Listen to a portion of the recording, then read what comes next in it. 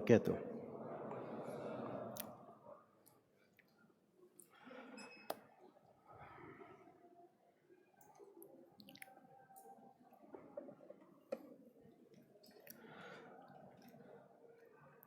Innal hamdalillah nahmaduhu wa nasta'inuhu wa nastaghfiruh wa na'udzu billahi min shururi anfusina wa sayyiati a'malina. من يهده الله فلا مضل له ومن يضلل فلا هادي له أشهد أن لا إله إلا الله وحده لا شريك له وأشهد أن محمدا عبده ورسوله يا أيها الذين آمنوا اتقوا الله حق تقاته ولا تموتن إلا وأنتم مسلمون يا أيها الناس اتقوا ربكم الذي خلقكم من نفس واحدة وخلق منها زوجها وبث منهما رجالا كثيرا ونساء واتقوا الله الذي تساءلون به والأرحام إن الله كان عليكم رقيبا يا أيها الذين آمنوا اتقوا الله وقولوا قولا سديدا يصلح لكم أعمالكم ويغفر لكم ذنوبكم ومن يطع الله ورسوله فقد فاز فوزا عظيما أما بعد فإن أصدق الحديث كتاب الله وخير الهدي هدي محمد صلى الله عليه وسلم وشر الأمور محدثاتها فإن كل محدثة بدعة وكل بدعة ضلالة وكل ضلالة في النار.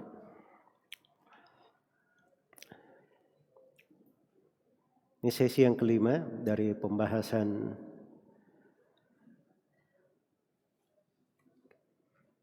akidah dan keyakinan yang disepakati oleh para ulama as-salaf rahimahumullahu ta'ala dari nukilan al-imam Qutaibah ibn Sa'id ibn Jamil ibn Tarif bin Abdullah Abu Rajal Baglani al-Balkhi al-Thaqafi rahimahullahu ta'ala dari rangkaian silsilah Kamilah Aqidah As-Salaf rahimahumullahu ta'ala. Baik, telah kita selesaikan beberapa pembahasan penting dari usul i'tiqad ahli sunnah wal jamaah di pembahasan agama. Berikutnya di sini kita akan memasuki salah satu pembahasan penting yang merupakan perkara-perkara yang besar di masa para ulama salaf terdahulu rahmatullahi alaihim jami'an. Kata penulis di halaman 22 dari buku panduan, kata beliau wal Qur'anu kalamullah. Dan Al-Quran adalah kalamullah, adalah kalam Allah subhanahu wa ta'ala. Ini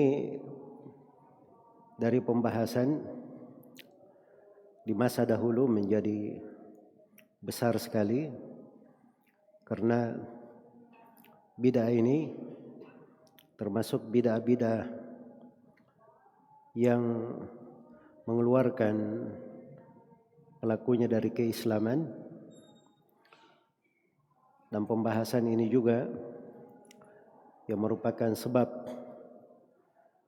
banyak dari ulama di masa terdahulu itu diuji dan kena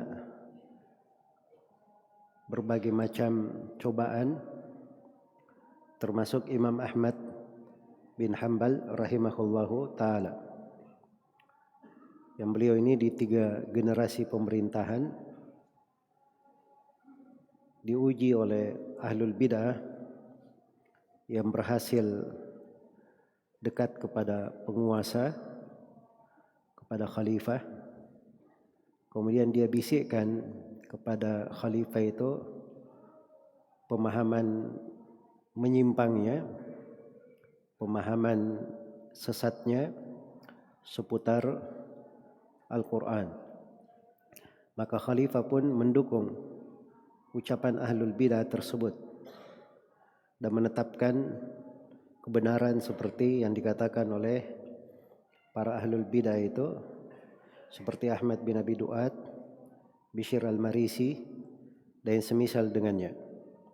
Mereka mengatakan bahwa Al-Quran adalah makhluk.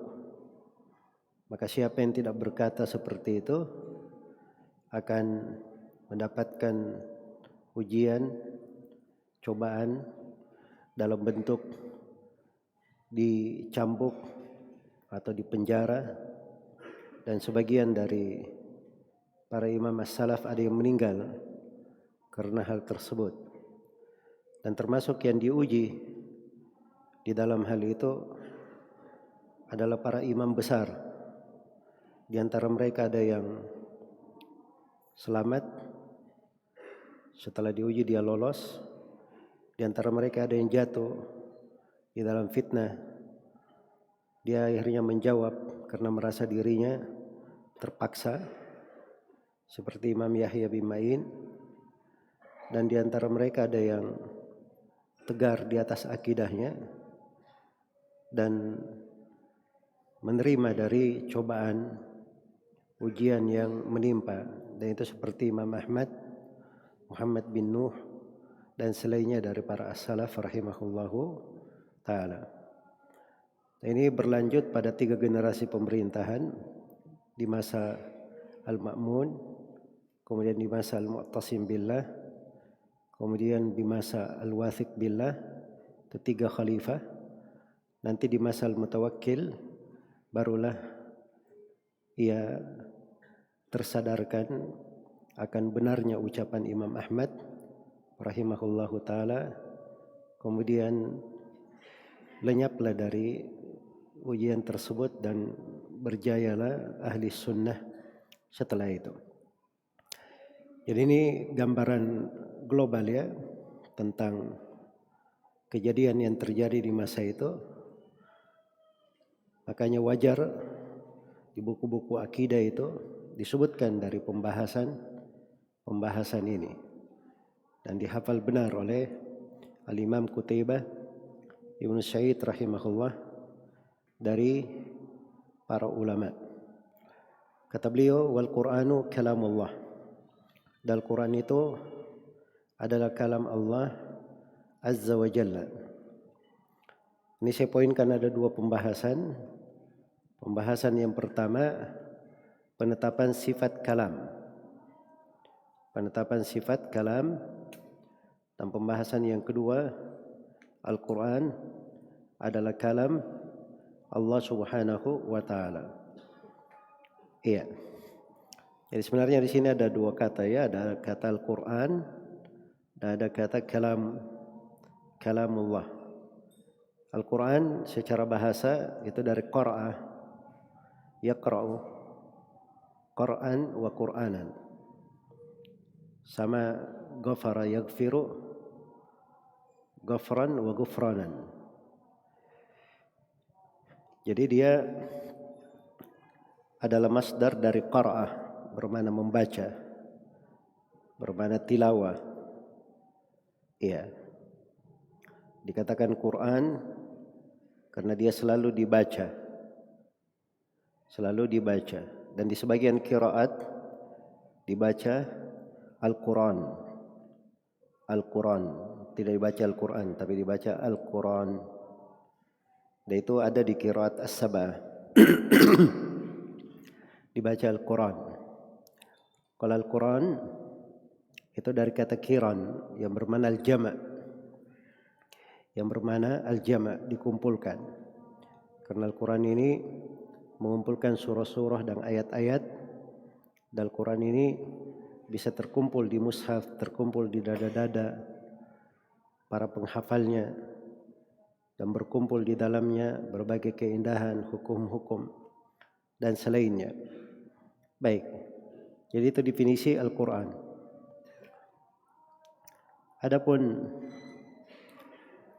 Al-Quran itu sendiri dari sudut istilah dia adalah al-kalamul munazzal ala Muhammadin sallallahu alaihi wasallam ayatan ala sidqi nubuwati.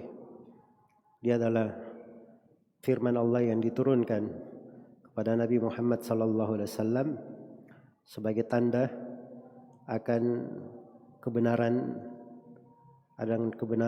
dan kenabian beliau sallallahu alaihi wasallam.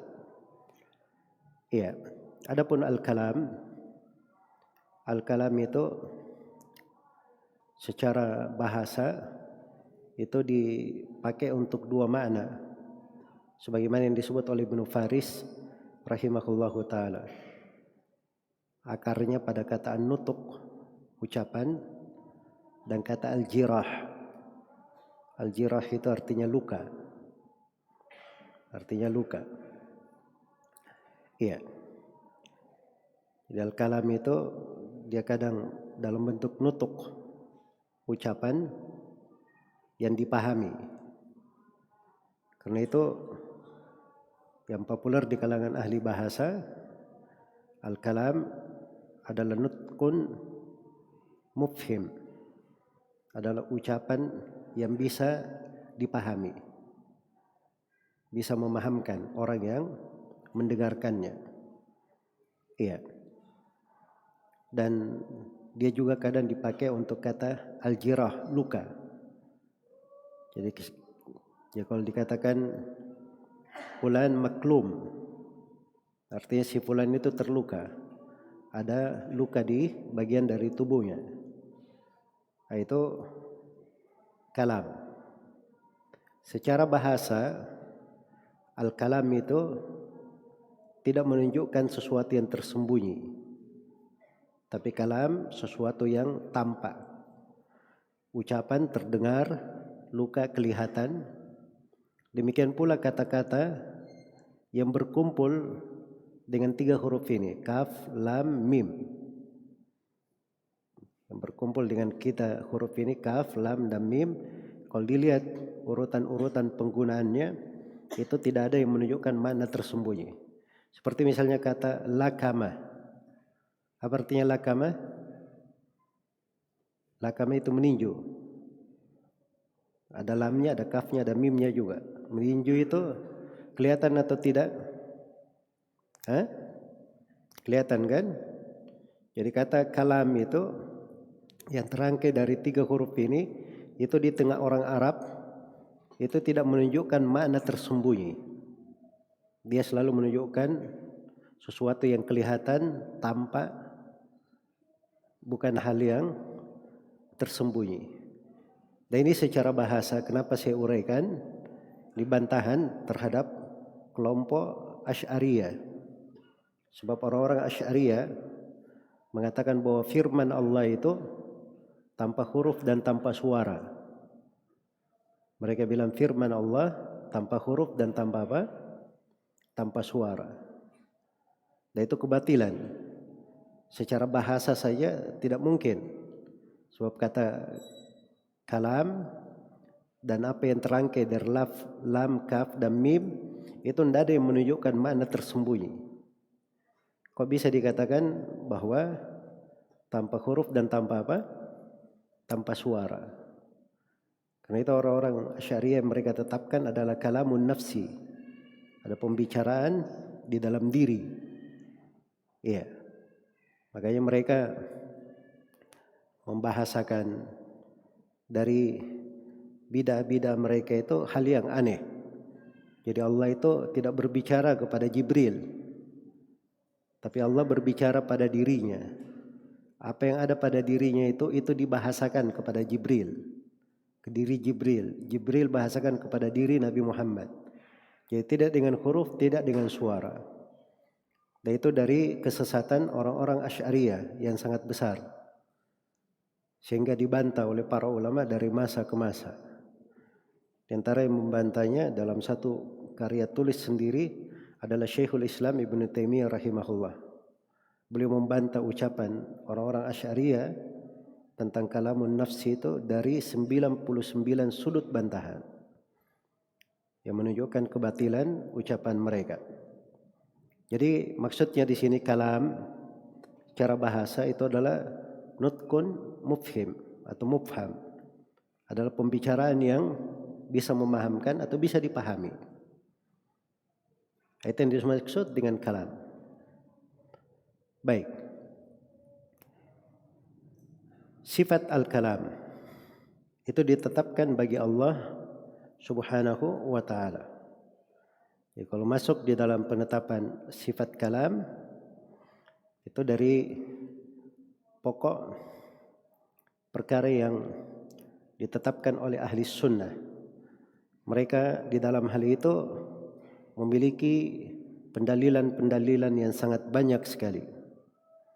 Di antaranya adalah firman Allah Subhanahu wa taala, "Wa kallamallahu Musa taklima."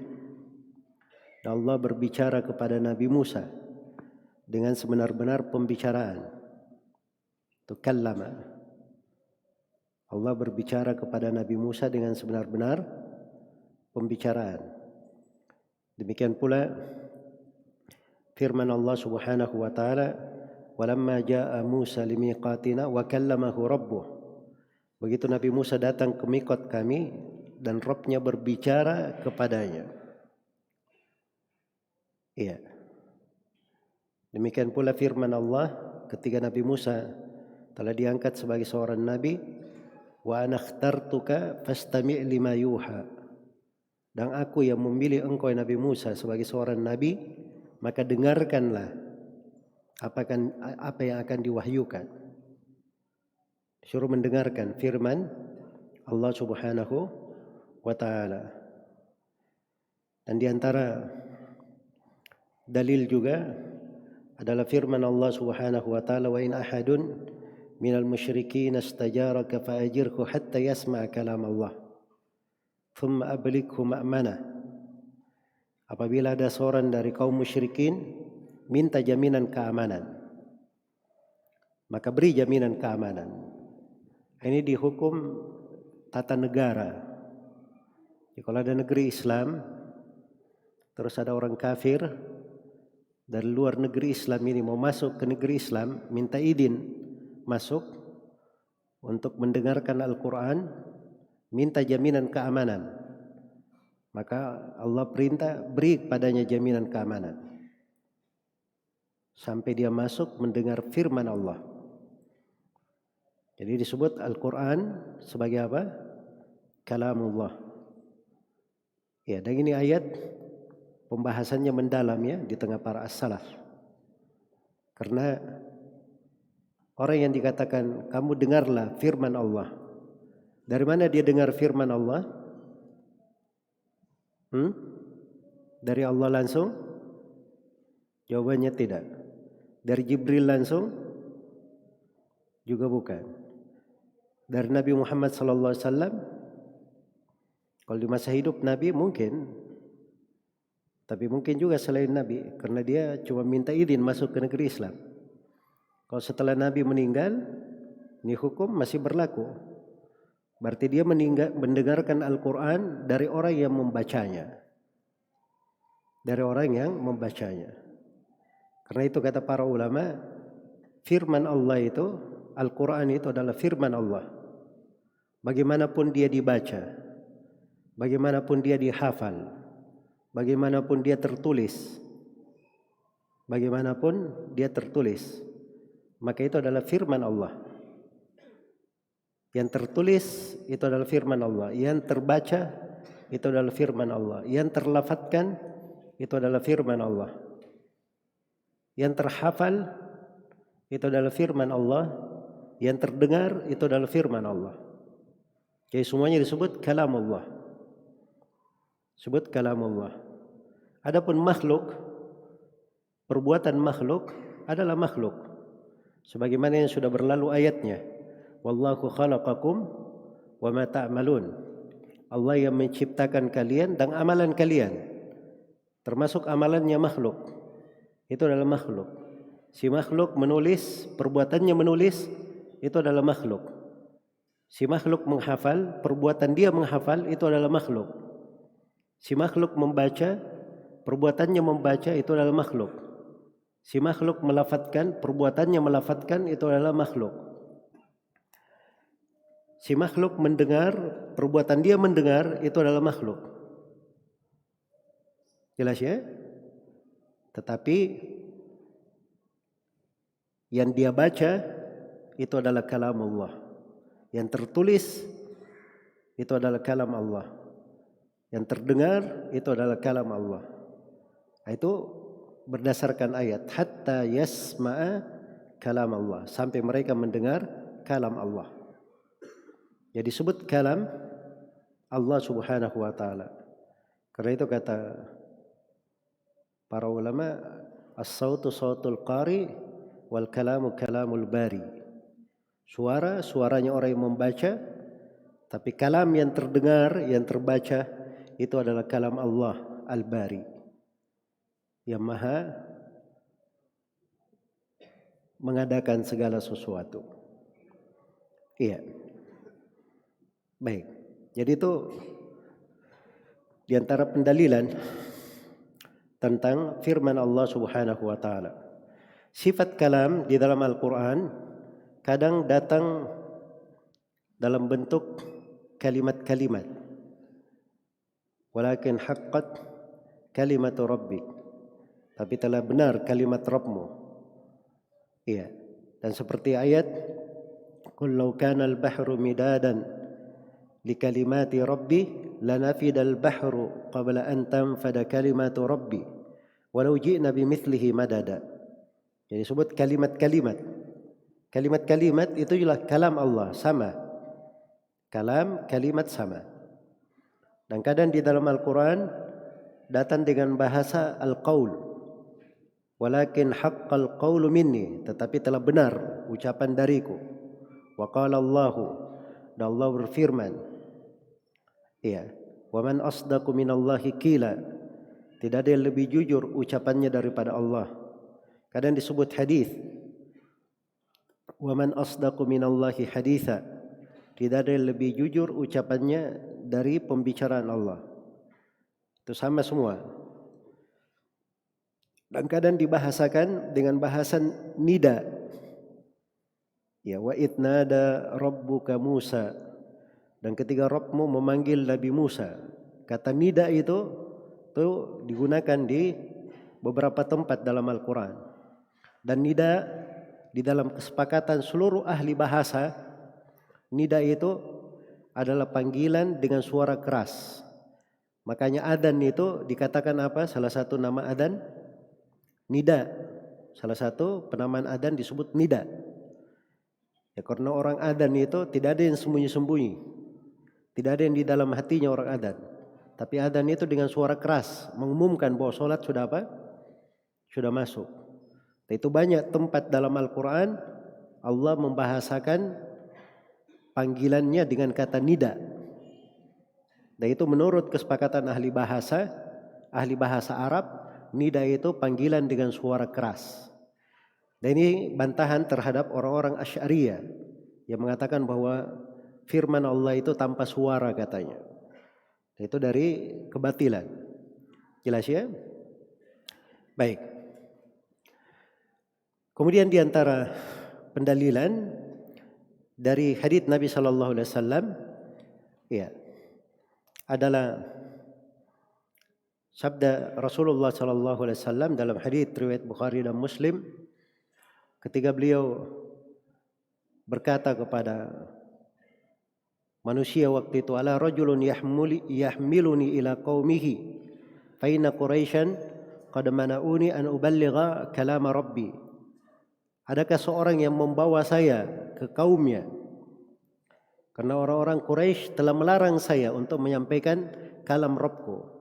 Ini awal-awal dakwah di Mekah ya, ketika Nabi menyampaikan Al-Quran, menyampaikan wahyu, dihalangi oleh orang-orang Quraisy. Maka Nabi SAW pada kabilah-kabilah yang datang di musim haji, beliau berucap, tidakkah ada satu kaum yang membawa saya ke kaumnya? Ada orang yang membawa saya ke kaumnya. Karena orang Quraisy telah melarangku untuk menyampaikan kalam Rabbku. Ya, Nabi sebut itu adalah kalam dari Rabbnya. Dan di dalam hadits Adi bin Hatim di riwayat Bukhari dan Muslim, Rasulullah sallallahu alaihi wasallam bersabda, "Ma minkum min ahadin illa sayukallimuhu ar-Rahman, laisa bainahu wa bainahu tarjuman." Tidak seorang pun di antara kalian kecuali Allah akan berbicara langsung kepadanya. Allah akan berkalam langsung kepadanya. Itu kalam ya, sifat kalam. Allah akan berbicara langsung kepadanya, tidak ada antara dia dan antara Allah perantara, penerjemah. Iya. Dan banyak lagi hadits-hadits yang semakna dengan ini.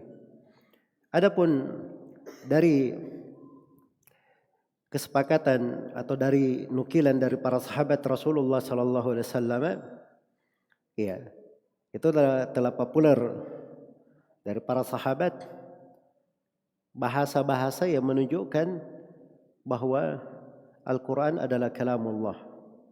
Karena itu Abu Bakar As-Siddiq radhiyallahu taala anhu, ya, ketika turun ayat Alif Lam Mim gulibatir Rum, maka Abu Bakar mendatangi orang-orang Quraisy lalu membacakan ayat-ayat itu kepada mereka.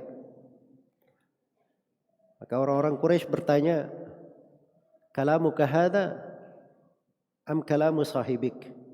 Ini kalam kamu atau kalam teman kamu, maksudnya Nabi Muhammad sallallahu alaihi wasallam. Maka kata Abu Bakar, "Laisa bi kalami wala kalami sahibi, walakinnahu kalamullah." Kata beliau, ini bukan kalam saya, bukan juga kalamnya temanku, sahabatku, maksudnya Nabi Muhammad sallallahu alaihi wasallam.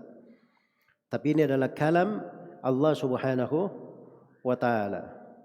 Itu juga datang di dalam hadits Aisyah radhiyallahu taala anha dalam riwayat Bukhari dan Muslim. Beliau bahasakan ayat-ayat 10 ayat yang turun menjelaskan kesucian Aisyah dari tuduhan kaum munafikin. Beliau katakan bahwa itu adalah Allah, kalam Allah. Yatakallamullahu fiyya, Allah berbicara tentang saya. Ya, berbicara tentang saya. Dan Asma bintu Abi Bakar radhiyallahu anhuma, istri Nabi Asma bintu Abi Bakar radhiyallahu anhuma, beliau kalau mendengar Al-Quran maka beliau berkata, "Kalamu Rabbi, kalamu Rabbi." Ini kalam Rabbku, kalam Rabbku. Itu pengagungannya terhadap Al-Quran dan penghormatannya. Iya. Jadi kadang kita itu kalau dapat surat dari orang yang kita cintai, itu suratnya kita jaga baik-baik. Iya. Mungkin sekarang kalau ada yang dapat misalnya surat penghargaan dari presiden, wah itu nanti suratnya pergi dia bawa ke ini, dia rapikan, dia bikinkan figuranya, kemudian disimpan di rumahnya menjadi tontonan 7 keturunan. Barangkali begitu. Jelas ya? Ini kalam Allah Rabbul Alamin. Terdapat di dalamnya petunjuk, cahaya, kebaikan. Makanya orang-orang yang beriman itu seperti Asma ini radhiyallahu anha. Bagaimana kalau mendengar Al-Quran? Itu kalam Rabbku, kerinduannya. Iya. Kata Amr bin Dinar rahimahullah, "Adraktu ashaban Nabi sallallahu alaihi wasallam faman dunahum mundu 70 sana." Kata Amr bin Dinar, saya temukan dari sahabat Nabi sallallahu alaihi wasallam dan selainnya, dan sahabat Nabi ke bawah, maksudnya tabiin. Karena Amr bin Dinar ini beliau mendapati masa sahabat dan beliau juga mendapati kebanyakannya dia dapati tabiin. Semenjak 70 tahun, kata Amr bin Dinar, ya, semua dari ulama itu berkata, Allahul Khaliq, Allah yang maha mencipta. Wa ma siwahu makhluk, selain daripada Allah itu adalah makhluk. Wal Qur'anu kalamullah, sedang Al-Quran itu adalah kalam Allah. Minhu kharaja wa ilaihi ya'ud, dari Allah Al-Quran itu keluar dan Al-Quran akan kembali kepadanya. Nah, ini bantahannya terhadap ahlul bidah dengan berbagai lapisannya yang mengingkari hal itu. Karena Allah mengatakan Al-Quran itu bermula dari dirinya. Walakin haqqal qawlu minni. Tapi telah benar ucapan yang berasal dariku. Wa ilaihi ya'ud. Dan Al-Quran akan kembali kepada Allah. Maksudnya makna Al-Quran itu kandungannya semuanya kembali kepada Allah. Dialah yang berbicara dengannya. Dan di antara ulama yang menafsirkan kembali kepadanya itu kejadian di hari kiamat. Di akhir masa. Akan datang di akhir masa suatu malam Al-Quran itu diangkat. Sehingga orang buka lembaran-lembaran mushaf, dia tidak temukan lagi Al-Quran tertulis di situ. Telah diangkat Al-Qurannya. Kembali kepada Allah Subhanahu wa ta'ala. Jadi ucapan Amr bin Dinar ini jelas. Allah yang maha mencipta. Selain Allah berarti makhluk. Allah datnya, nama-namanya, sifat-sifatnya itu bukan makhluk. Kalam Allah, Al-Quran itu sifat Allah. Sifat Allah berarti apa? Bukan makhluk. Dan Al-Quran dari kalam Allah.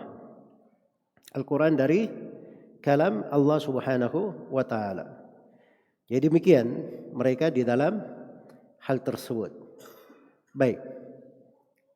Jadi ini Amr bin Dinar bercerita tentang bagaimana para a'immah, para ulama, para imam di kalangan tabi'in, bahkan sebelumnya dari kalangan para sahabat Rasulullah sallallahu alaihi wasallam.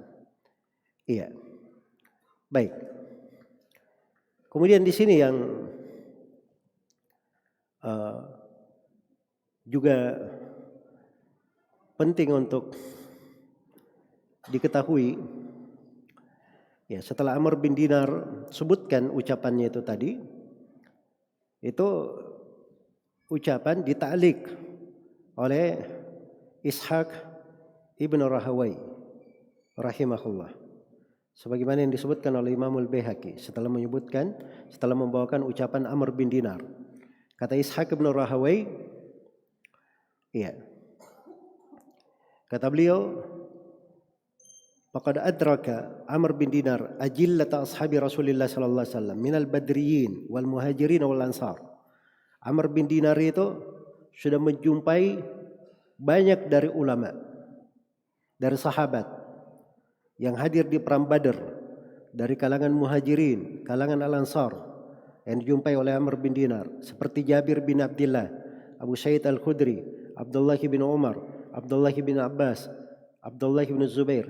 Ini ulama-ulama sahabat semua ya. Tapi memang ulama muda, karena Amr bin Dinar ini hanya berjumpa dengan berjumpa dengan sahabat-sahabat yang masih muda ketika mereka bersahabat dengan Nabi sallallahu alaihi wasallam. Adapun tabi'in, beliau berjumpa dengan banyak ulama tabi'in. Iya. Kata Ishaq bin Rahawai, wa ala hadza sadru hadhil ummah. Di atas ucapan inilah generasi pertama di tengah umat ini. Imam Ahmad rahimahullahu taala ada ucapan yang sangat indah sekali. Dan ini menunjukkan kedalaman fikih para as-salaf memahami masalah. Kata Imam Ahmad, laqitur rijala wal ulama wal fuqaha bi Makkah wal Madinati wal Basra wal Syam wal Thugur wa Khurasan. Saya melihat, saya menjumpai orang-orang penting, para ulama, para ahli fikih. Saya jumpai mereka, kata Imam Ahmad rahimahullah, di Mekah, di Medina, di Basra, di Syam, di Thugur, di Khurasan. Thugur itu wilayah-wilayah perbatasan ya. Khurasan itu luas cakupannya. Iya. Qutaibah ini, Imam Al-Bukhari, Imam Muslim, kebanyakan penulis Kutubus Sittah, Abu Hatim, Abu Zur'a, itu semuanya masuk dalam lingkup Khurasan. Iya. Kata beliau, saya jumpai mereka semuanya, kata Imam Ahmad rahimahullahu taala. Baik.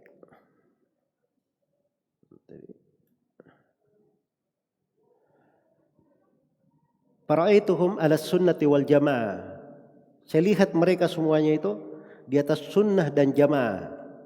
Jadi bukan ahlul bidah ya, ulama yang dia lihat oleh Imam Ahmad. Di atas sunnah dan jamaah. Wa sa'altu anhal fuqaha.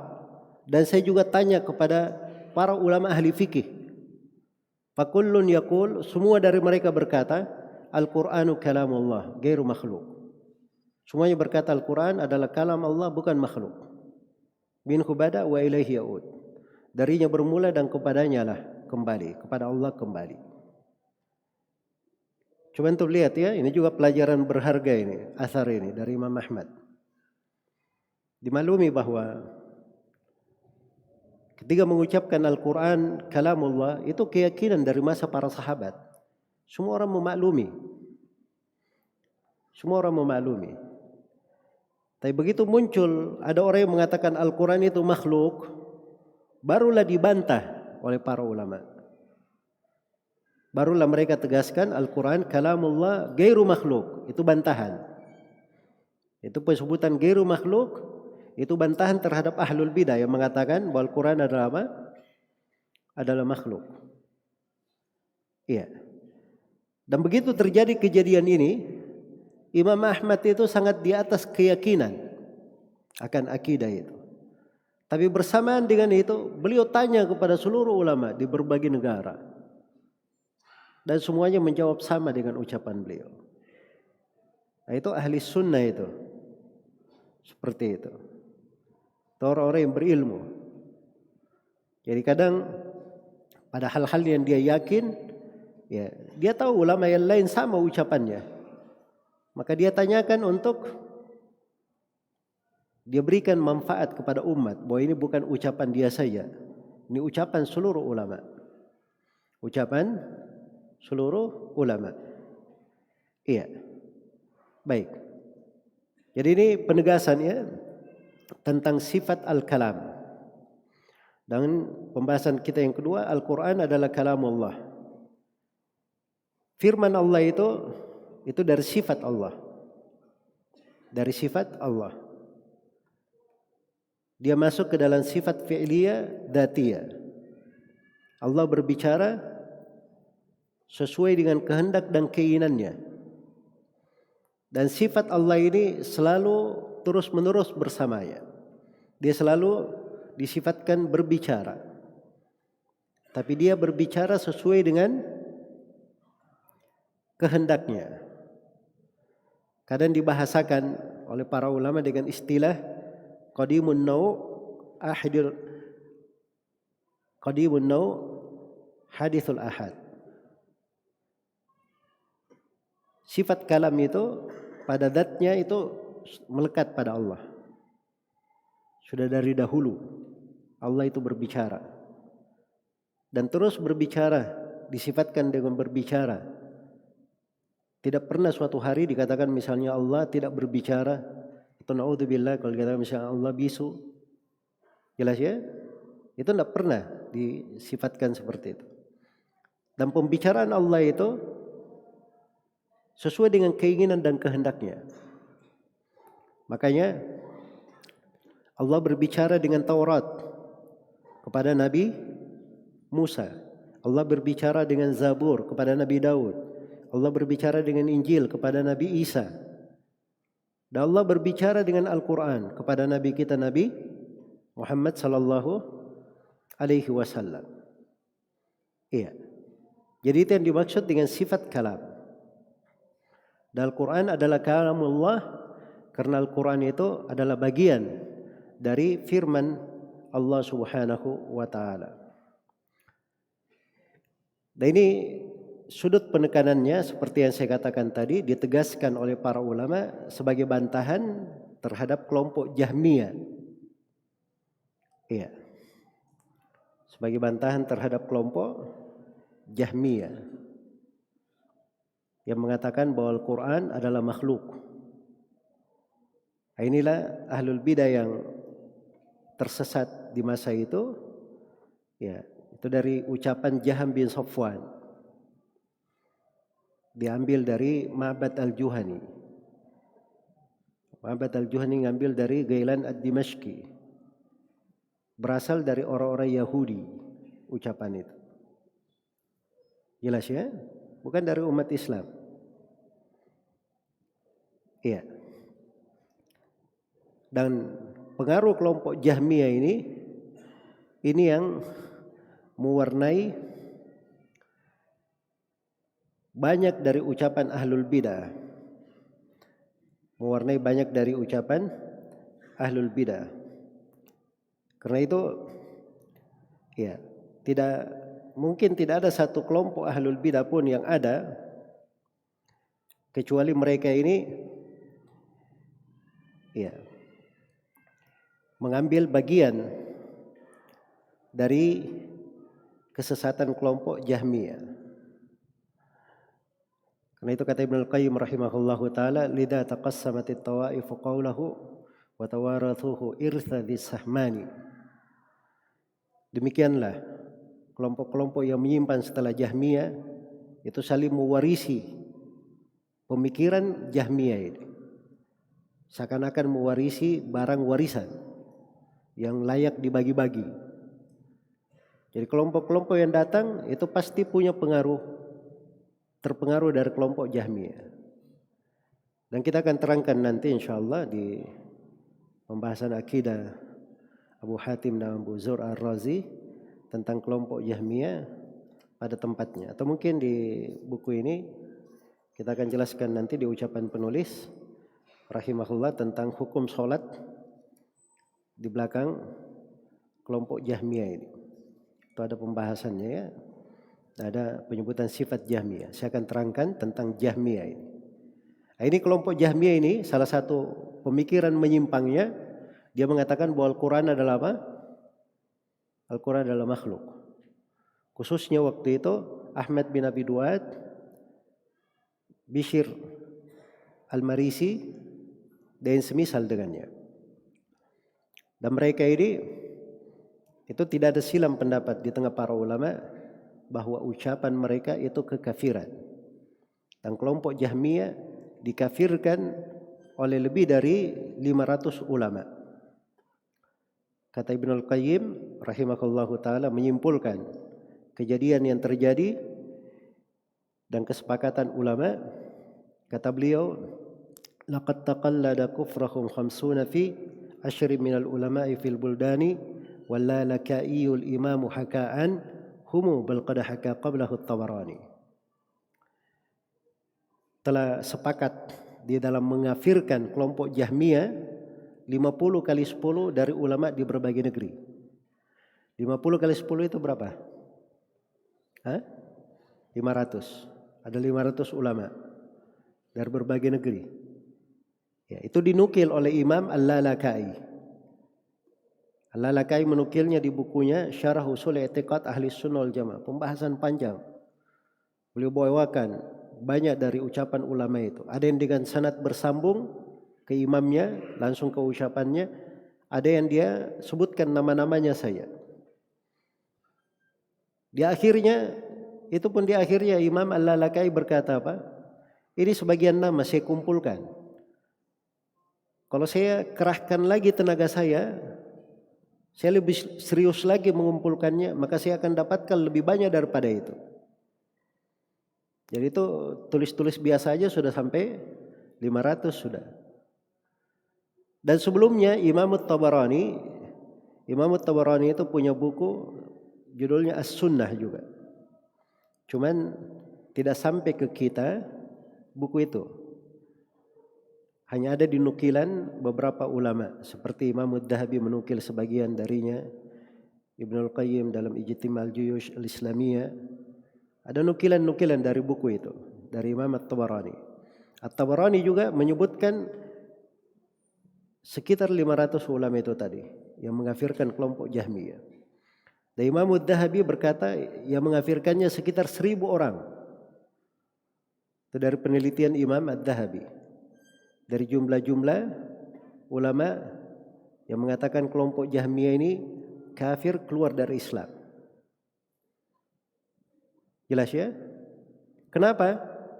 Coba antum bayangkan saja, kalau dikatakan Al-Quran itu makhluk, konsekuensinya itu fatal sekali. Ya. Qul huwallahu ahad. Katakanlah dialah Allah al-ahad, itu makhluk. Asmaul husna, makhluk semuanya. Jelas ya? Sebagian as-salaf berkata, dia bacakan ayat. Ya. Innani anallahu la ilaha illa ana fa'budni wa aqimis salata li dzikri. Firman Allah kepada Nabi Musa, sesungguhnya aku ini adalah Allah yang tidak ada yang berhak diibadahi kecuali aku. Maka ibadahilah aku dan tegakkan solat untuk mengingatku. Jadi kalau ada yang berkata ini ayat makhluk, berarti itu kekafiran yang nyata. Kekafiran yang nyata. Terus kalau ada yang membaca Al-Quran, ya, terlafatkan, maka ini si A membaca Al-Quran keluar darinya makhluk. Sana membaca lagi keluar darinya makhluk. Sana keluar lagi darinya makhluk. Itu apa jadinya? Konsekuensinya itu semuanya membawa kepada kekafiran. Jelas ya? Apalagi mana-mana dari dalil-dalil syar'i yang diselisih itu sangat banyak. Karena itu bagi orang yang paham Al-Quran, dia sangat mengerti bahwa Al-Quran itu kalamullah, bukan makhluk. Makanya Imam Ahmad itu rahimahullahu ta'ala ketika didebat di depan khalifah, Imam Ahmad hanya berkata, beri saya satu dalil saya. Satu dalil saya. Saya cuma ingin satu dalil saya yang menunjukkan bahwa Al-Quran makhluk. Maka kelompok Jahmiyah ini tidak bisa memberi dalil apapun. Setiap kali dia baca ayat yang menurut mereka dalil tanda kutip, oleh Imam Ahmad dibantah. Itu bukan pendalilan. Iya. Dan Imam Ahmad menghujat mereka dengan hujah yang kuat. Di antaranya Allah berfirman, kata Imam Ahmad, di antaranya Allah berfirman, ala lahul khalqu wal amru. Ketahuilah bahwa milik Allah penciptaan dan makhluk dan perintah. Milik Allah al-khalq, makhluk, penciptaan, wal amru, dan perintah. Pakai waw. Ini menunjukkan makhluk itu bukan perintah. Al-Quran itu dari perintah Allah. Ata amrullah, telah datang perintah Allah. Datangnya dari situ, berarti dia bukan makhluk. Karena waw, bahasa Arab itu paham. Waw itu artinya mughayara. Kalau dikatakan datang si Muhammad dan Zaid. Kalau ada yang berkata datang si Muhammad dan Zaid, saya mau tanya, Muhammad dan Zaid sama atau beda? Asalnya beda. Dan itu menunjukkan beda antara yang pertama dan kedua. Makanya ketika di ayat dikatakan, ketahuilah bahwa milik Allah penciptaan dan milik Allah perintah, berarti makhluk lain, perintah lain. Al-Quran itu dari perintah Allah. Sama Imam Ahmad juga mendebat mereka dengan firman Allah Subhanahu wa taala, Ar-Rahman 'allama al-Quran, khalaqal insan. Al-Quran disebutkan dari ilmu Allah, dari pengajaran Allah. Sedangkan manusia disebut dari makhluknya. Dibedakan antara makhluk dan ilmu Allah Subhanahu wa ta'ala. Dikata sama akan disamakan penyebutannya. Iya. Itu hujjah-hujjah Imam Ahmad itu kuat sekali. Rahimahullahu ta'ala. Sampai akhirnya di masa tiga khalifah ya. Tiga khalifah tapi tidak dapat hidayah. Khalifah yang terakhir itu Imam Ahmad berdoa jangan sampai bertemu dengan khalifah tersebut. Iya. Dan doa beliau dikabulkan. Beliau tiba di penjara sang khalifah dalam keadaan khalifahnya sudah meninggal sebelumnya. Ganti al-Mutawakkil, didatangkanlah Imam Ahmad dalam keadaan dirantai. Didebatlah oleh Ibnu Abi Duat. Maka Imam Ahmad memberi pertanyaan sederhana. Ini sekarang yang kalian mengajak kepadanya, bid'ah kalian ini. Al-Quran itu makhluk. itu diketahui oleh Nabi atau tidak? Dia tidak akan berani berkata Nabi tidak mengetahuinya. Maka dia katakan diketahui oleh Nabi. Kan begitu. Imam Ahmad tanya lagi, baik diketahui oleh Nabi sallallahu alaihi wasallam. Nabi itu mengajarkan hal itu atau tidak? Kok bisa kalian? Tentunya mereka akan bilang tidak diajarkan oleh Nabi sallallahu alaihi wasallam. Sekarang Nabi tidak mengajarkannya, terus tiba-tiba kalian mengajarkannya. Ingin lebih hebat daripada Nabi sallallahu alaihi wasallam? Jadi dengan itu masuk di akalnya khalifah. Semenjak itulah Ibnu Abi Daud ini dijauhkan dan Imam Ahmad dimuliakan. Iya. Bahkan Ibnu Abi Daud ini ketika meninggal, itu anak-anak kecil itu meneriakinya, jenazahnya lewat begitu diteriaki oleh anak-anak kecil. Wahai Munkar dan Nakir, siksa keras orang ini. Ya. Jelasnya? Ketika dia meninggal, tidak ada yang mengantar jenazahnya dari ahli sunnah, kecuali satu orang. Ya.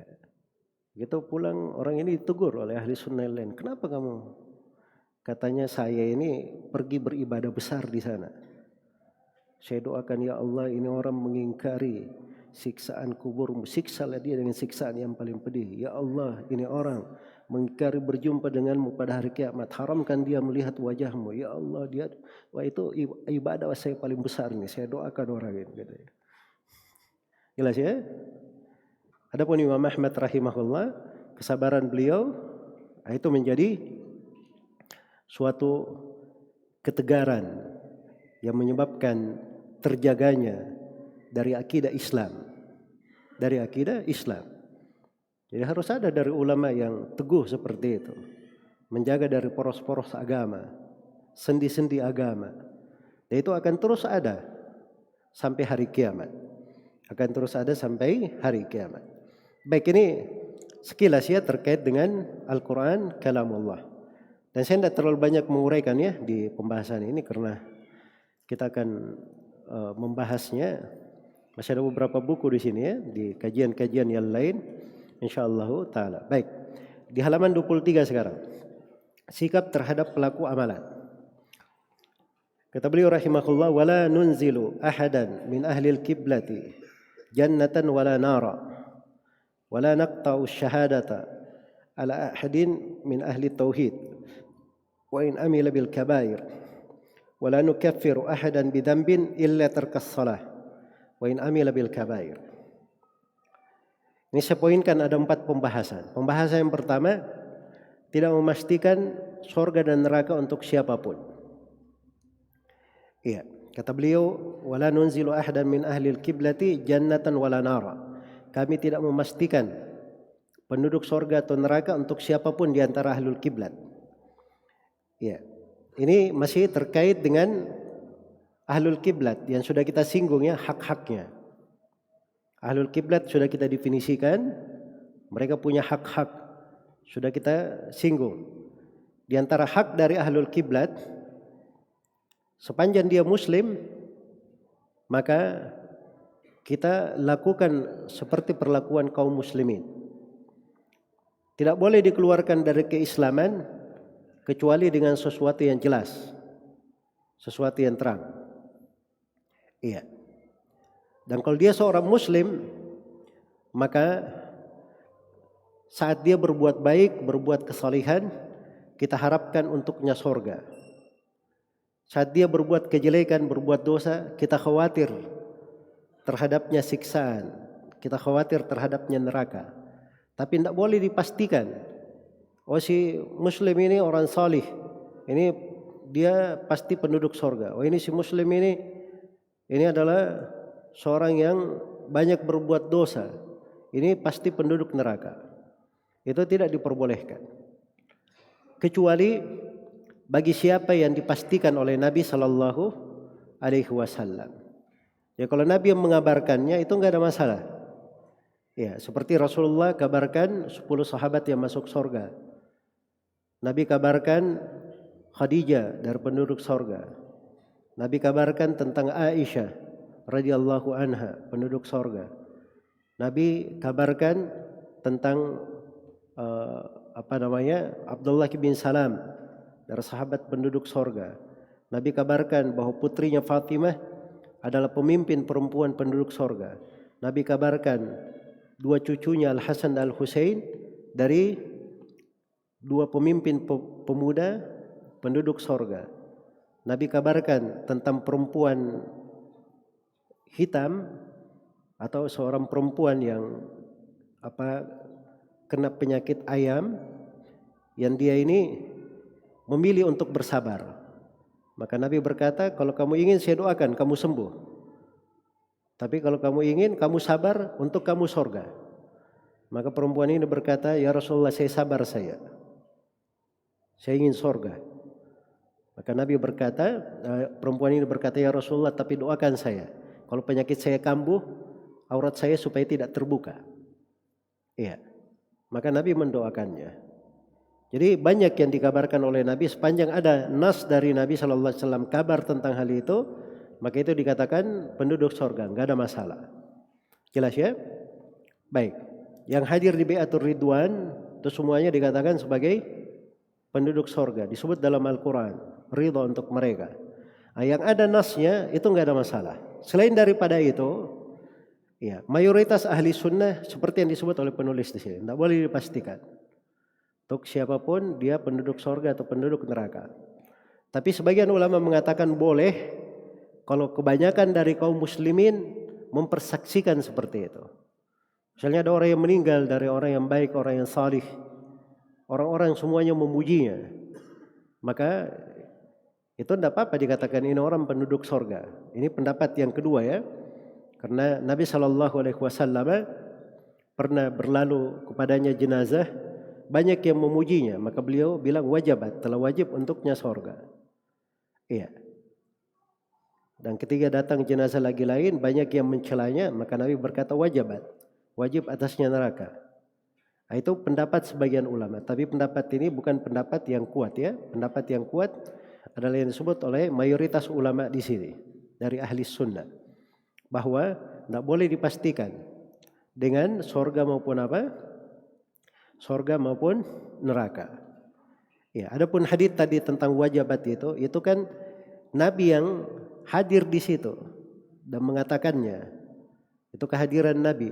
Adapun di luar daripada itu tidak boleh kita memastikan siapapun dari kaum muslimin dia ini masuk sorga atau masuk neraka. Tetapi yang berbuat baik kita harapkan dia masuk sorga. Yang berbuat buruk kita khawatirkan akan bahaya dosa-dosanya. Kemudian yang kedua, tidak memastikan kesyahidan bagi siapapun. Kata beliau, wala naqta'u syahadata ala ahadin min ahli tauhid. Iya. Min ahli tauhid. Walau amila bil kabair. Kata beliau, dan kita tidak menetapkan mati syahid terhadap siapapun dari ahli tauhid. Iya. Tidak menetapkan syahadat terhadap siapa yang meninggal dari ahli tauhid. Jadi kalau ada yang mati walaupun dia meninggal baik begitu, tidak boleh dikatakan kalau ini si fulan syahid. Iya. Seperti yang banyak dilakukannya oleh orang-orang ekstrim. Orang-orang ekstrim. Karena tuh lihat dari Ikhwanul Muslimin itu, dia bilang Asy-Syahid Hasan Al-Banna. Asy-Syahid siapa? Sayyid Qutb. Ya, didoakan rahmat enggak ada masalah, semoga Allah merahmatinya. Tapi ini memastikan syahadah, kesyahidan. Nah, itu tidak benar ya. Jangankan orang yang kaum muslimin biasa, sahabat saja ketika dia meninggal lalu ada sebagian yang mengatakan dia syahid, maka Nabi bertanya kepadanya, dari mana kamu tahu tentang hal itu? Ditegur oleh Nabi sallallahu alaihi wasallam. Jadi maksudnya tidak boleh dipastikan. Kata beliau, wa in amila bil kabair. Ini mungkin ada tambahan kata di sini ya yang terkait dengan kalimat ini, atau dia terkait dengan jumlah sebelumnya. Wala nukaffiru ahadan bidzambin illa tarkas shalah wa in amila bil kabair. Dan kita tidak mengafirkan siapapun, kita tidak mengafirkan siapapun, ya, lantaran dosa, kecuali dosa meninggalkan sholat. Kecuali dosa meninggalkan sholat. Kita tidak mengafirkan siapapun kecuali dari pelaku dosa, kecuali dosa meninggalkan sholat. Meskipun dia melakukan dosa-dosa besar. Ini terkait dengan pelaku dosa. Iya. Pelaku dosa itu tidak boleh untuk dikafirkan. Dari pelaku dosa. Tidak boleh dikafirkan. Walaupun dia berbuat dosa besar. Walaupun dia berbuat dosa besar. Dan itu banyak dalil yang menunjukkan tentang hal tersebut.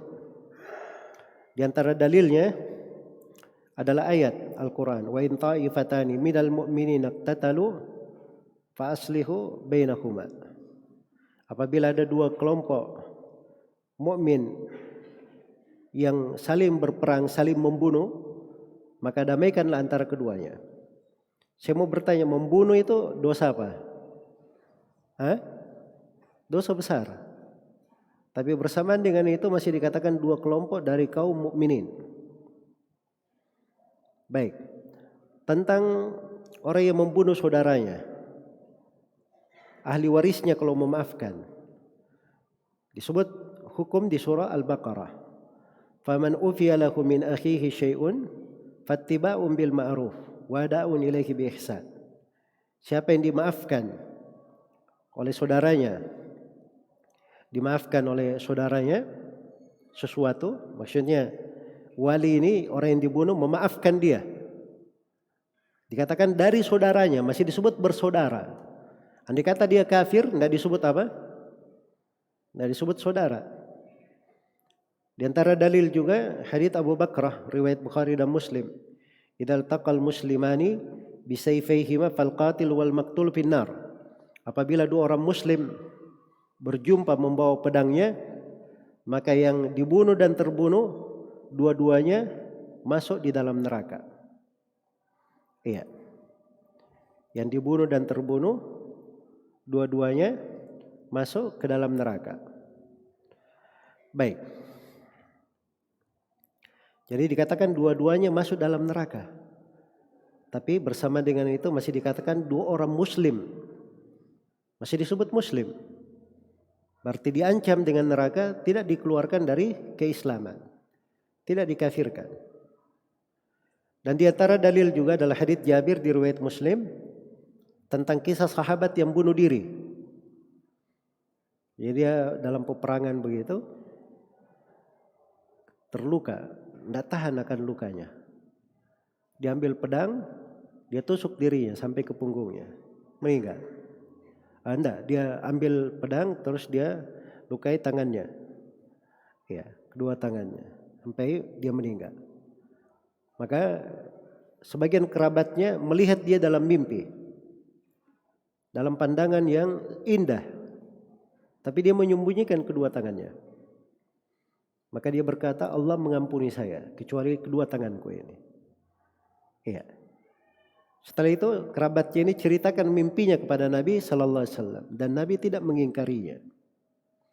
Andai kata dia keluar dari Islam, maka tidak dikatakan apa? Tidak akan dibiarkan oleh Nabi. Tidak mungkin dilihat bagus begitu dalam mimpi. Ya. Itu sudah 4 dalil ya. Saya genapkan yang kelima. Tentang orang yang menahan zakat. Menahan zakat itu dikatakan thumma yura sabiluhu imma ila jannati wa imma ila nar. Kemudian diperlihatkan jalannya, apakah dia ke surga atau ke neraka. Jadi masih ada pilihannya, bisa ke surga juga. Ya kalau dikafirkan tidak bisa dikafirkan. Jelas ya? Baik. Jadi itu sedikit dari pendalilan-pendalilan yang menunjukkan bahwa tidak boleh seorang muslim itu mengafirkan lantaran dosa. Kecuali kalau dosanya meninggalkan sholat. Nah, ini pembahasan yang keempat. Hukum meninggalkan sholat. Meninggalkan sholat ini hal yang sangat berbahaya. Iya. Karena itu penulis di sini menyebutkan tentang nukilan dari para a'immah. Orang yang meninggalkan sholat itu dikafirkan.